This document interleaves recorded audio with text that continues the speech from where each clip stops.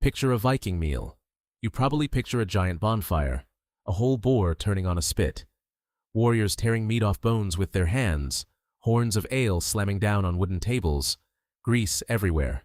That image comes from movies, and it is almost completely wrong. Here is what the archaeology actually shows. The most common Viking meal was a stew, simmering quietly in a pot, for hours, sometimes for days. Before we go further, one question for the comments. What is the longest you have ever left something cooking? Leave your answer below. We will come back to why this matters. Every Viking longhouse had a hearth at its center, not at one end, not in a corner, at the center of the building. It was a long rectangular fire pit dug directly into the earth floor. No chimney, no oven, no separate kitchen. Just a fire in the middle of the room where the family slept, worked, and lived. The smoke went up and out through a hole in the roof. In theory. In practice, Viking longhouses were permanently full of smoke. Excavations of Viking longhouse sites consistently find thick layers of soot on the walls and ceiling timbers. Everyone who lived in a Viking home breathed smoke every day of their lives. Archaeological analysis of Viking skeletal remains frequently shows respiratory damage consistent with long-term smoke inhalation. This is the kitchen where Viking food was cooked. Now, the cooking itself. Most cooking took place over the open hearth, with large iron cauldrons suspended above the flames. These cauldrons were heavy. They were expensive. Owning a good iron cauldron was a sign of wealth. Poorer households used pots made from soapstone, a soft stone that could be carved into shape and, crucially, could withstand direct heat without cracking. The scouse was the main meal of the Vikings. The hearty stew was normally prepared in a soapstone pot or a metal cauldron, and its contents would slowly simmer over the central hearth of the longhouse. Into this pot went whatever was available. Meat from the farm, cattle, sheep, goat, pig. Wild game when it could be caught, deer, boar, birds. Fish, which was a central part of the diet especially near the coast. Root vegetables, cabbage, onions, garlic. Wild herbs collected from the surrounding land. Archaeological evidence suggests that Viking cooks were fond of flavor-enhancing ingredients like onions, garlic, coriander, and dill. This was not bland survival food. This was seasoned cooking done by people who understood what made food taste good. Here is the part that most people find surprising. This stew, often eaten in the evening having been cooking all day, was frequently kept going for several days, the ingredients constantly being replenished as it was eaten. Think about what that means. You did not cook a fresh meal every day. You maintained a pot. You added to it. You took from it. The stew was a continuous, living thing that sat on the hearth and evolved over days. Tough cuts of meat that would be inedible if rushed became tender after hours of slow cooking. Bones gave up their marrow into the broth. Vegetables broke down into the liquid.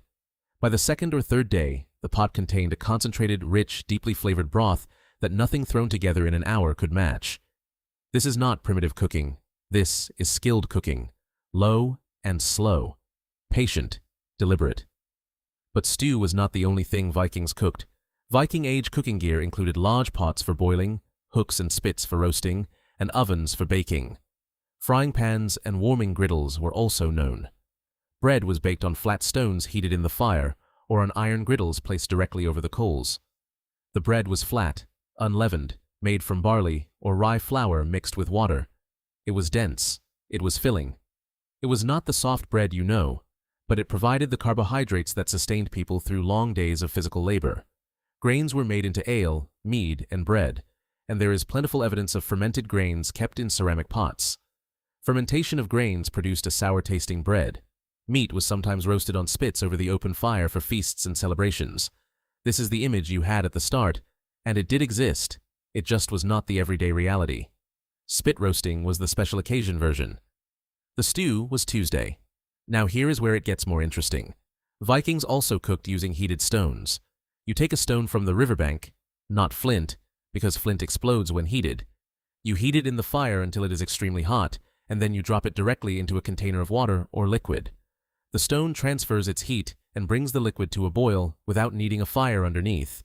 This technique, called stone boiling, is one of the oldest cooking methods known to archaeology. Vikings used it both on land and at sea, where an open fire in a wooden longship was a significant hazard. On sea voyages, food preparation was severely limited. Archaeological evidence and the sagas suggest dried fish, dried meat, and hard flatbread were the staples of sea travel. These could be eaten without cooking at all. When cooking was possible on shore during stops, it was done quickly over a small fire. Salt was the key to everything that was not eaten fresh. Salt was expensive to make, as the usual method would be to boil down salt water, which required a significant amount of timber for the fire, as well as the time it took to complete the process. Salt was more often imported, making it a luxury not everyone could afford. Without reliable salt, meat had to be eaten quickly after slaughter, or preserved by other methods. Different methods of preservation were used, and the most common were smoking, drying, boiling, and pickling. Fish was hung outside to dry in the cold air. Stockfish, which could last for years. Meat was smoked over the fire, which conveniently also flavored it. Dairy was fermented into skyr, a thick, sour product that gave protein through the winter when fresh food was scarce. Fermenting was also a big part of the food preparation of the Vikings. They usually fermented different types of meat and fish. Hakari, fermented shark, and surströmming, fermented herring, were their delicacies. Fermented shark, it should be noted, is still eaten in Iceland today. The shark is toxic when fresh and can only be eaten after an elaborate months-long fermentation process. The smell has been described as among the most powerful and unpleasant food odors on Earth.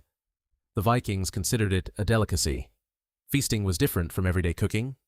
When a Viking chieftain held a feast, for a wedding, for a funeral, to celebrate a raid, to honor the gods at the winter Yule celebration, the food changed completely. Evidence from archaeological digs shows that elaborate feasts were held in huge halls, featuring beef and ale, likely as a strategy to demonstrate power and political status. The feast was performance as much as food. The quantity of meat on the table told you how powerful the host was. The quality of the mead in your horn told you where you sat in the social order. Food was politics. Food was status. Food was religion. Boars were said to be sacrificed during the winter Yule celebration, and solemn oaths were taken on their bristles. The animal that fed the feast first fed the gods.